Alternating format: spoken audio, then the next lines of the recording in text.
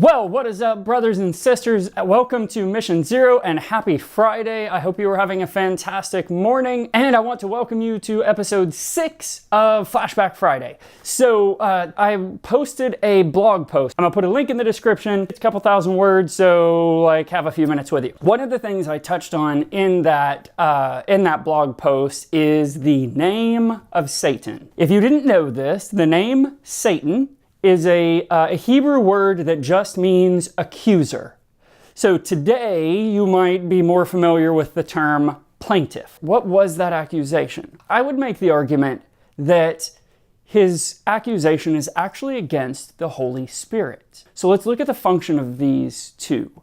The angel Lucifer was the worship leader of heaven, right? When he moved, it creates music. And so that was to rouse the holy heavenly host in the worship of God. The role of the Holy Spirit is to teach. When Jesus says he's going to send the Holy Spirit to us, he describes him as the comforter, the advocate. He tells us that we will be taught by the Holy Spirit. Well, okay, somebody who teaches and comforts and advocates for people, what do we call that? Well, in the Christian church, we call that the preacher or the evangelist, right? This is the person who educates you, who stands on a stage and sort of does a little bit of this, although I'm not as good at it. It is the person who is responsible for helping you set your correct perspective and get the correct context. One of the things that the Holy Spirit was used for was to breathe life into the mud that God created us from. If Satan were to win his case, then all of the Holy Spirit's work is invalidated. People go away.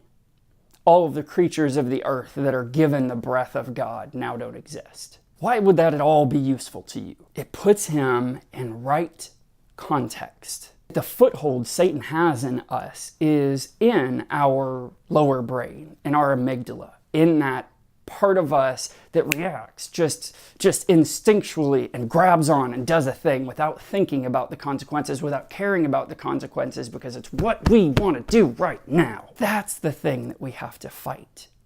It's not about religion, it's not about theology, it's not about doctrine, it's not about a big spooky monster that lives under your bed or a guy with a pitchfork and horns who's chasing after you. It's not about a real legitimate lion who's chasing you. It's about the inherent desires of our instinct that say me, me, me, me, me, and screw everybody else. So what I want to leave you with this on this glorious Friday that you can applicably use this weekend is to fight that instinct. Fight the snap decision to yell at that guy who cuts you off in traffic, to cuss out the person who won't honor your coupon, to rage against the girl at Starbucks who got your coffee wrong. Offer that mercy, that establishment of grace, that outpouring of affection and connectedness to that other person. Okay, so I'm going to cut it there, and I hope you enjoyed it. If you did, please share it, like it, give me some comments, give me some love, and all that good stuff.